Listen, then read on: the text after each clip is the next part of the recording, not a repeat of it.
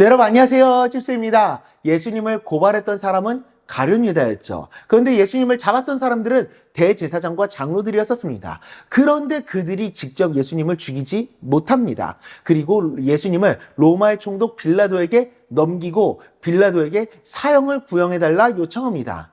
당시 이스라엘은 로마의 식민지로 있었기 때문에 재판과 사형의 권한은 로마에게 있었습니다. 그래서 자기들이 사형을 집행할 수 없으니 이스라엘을 관장하고 있었던 로마의 총독 빌라도에게 넘겨 사형을 요청하는 겁니다. 하지만 당시 사형을 집행하거나 죄를 구형하는 기준은 로마를 반하는 반란을 일으키거나 사회적 무리를 일으켰을 때 이를 죄로 여기고 판단했었습니다. 그런데 빌라도 입장에서는 예수님에게서 그런 죄를 찾을 수는 없었습니다. 반란을 일으킨 것도 아니고 그렇다고 로마를 욕하고 있는 것도 아니고 문제를 일으키고 있는 것도 아니고 오히려 사람들의 병을 고쳐주면서 도와주고 있었다라고 하니 참으로 난감하지 않을 수가 없었습니다. 그런데 대제사장들과 장로들과 여러 사람들은 계속해서 죽여달라고 합니다. 빌라도는 난처한 상황을 피하기 위해서 사람들에게 제안을 합니다. 명절마다 죄수 한 명을 사면해주는 전례가 있다. 여기 흉악범 바라바가 있고 예수가 있다. 둘 중 누구를 놓아주기를 원하느냐라고.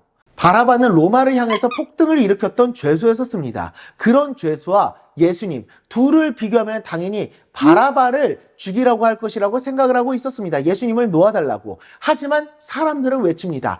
바라바를 놓아주소서라고. 그리고 예수님에 대해서는 어떻게 하길 원하냐고 물으니까 십자가에 죽여주시옵소서, 십자가형을 내려 주옵소서 라고 요청을 합니다.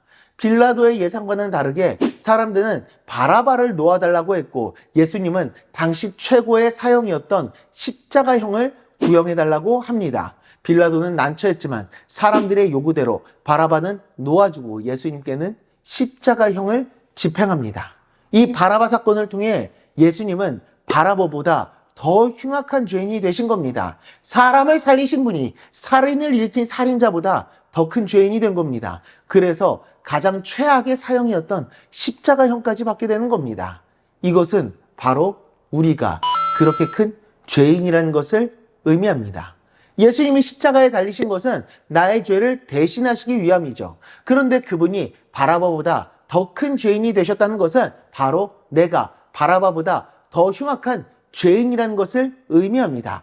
예수님이 나를 사랑하셨다는 것은 그런 흉악한 나를 사랑하셨다는 것을 의미하고요. 그래서 나를 대신해서 죽으시는 것을 피하지 않으시고 담당하셨던 겁니다. 이사야서 53장 5절 6절입니다.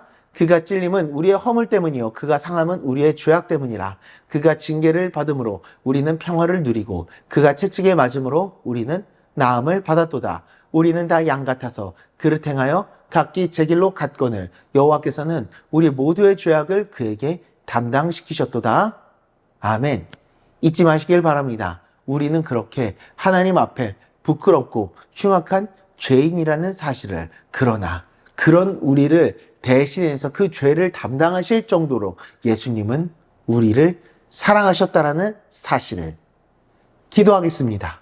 하나님 아버지, 우리는 어쩌면 바라바보다도 정말로 더 흉악한 죄인일 수 있고 하나님을 배신한 배신자이지만 그럼에도 불구하고 그런 우리들을 너무나도 사랑하시고 그 흉악한 우리들의 죄를 대신 담당하시기 위해서 이 땅에 오신 예수님, 그리고 십자가에 달려 죽으시고 부활하신 예수님, 그 놀라우신 은혜와 사랑을 온전히 바라보며 그 주님 앞에 무릎 꿇고 주님의 뜻과 주님의 마음을 따라 살아가는 그 주님의 사랑을 날마다 더욱더 깊이 알아가며 그 사랑 안에 거하며 살아가는 우리가 될 수 있도록 주님 은혜 내려 주시옵소서. 예수님의 이름으로 기도드리옵나이다. 아멘.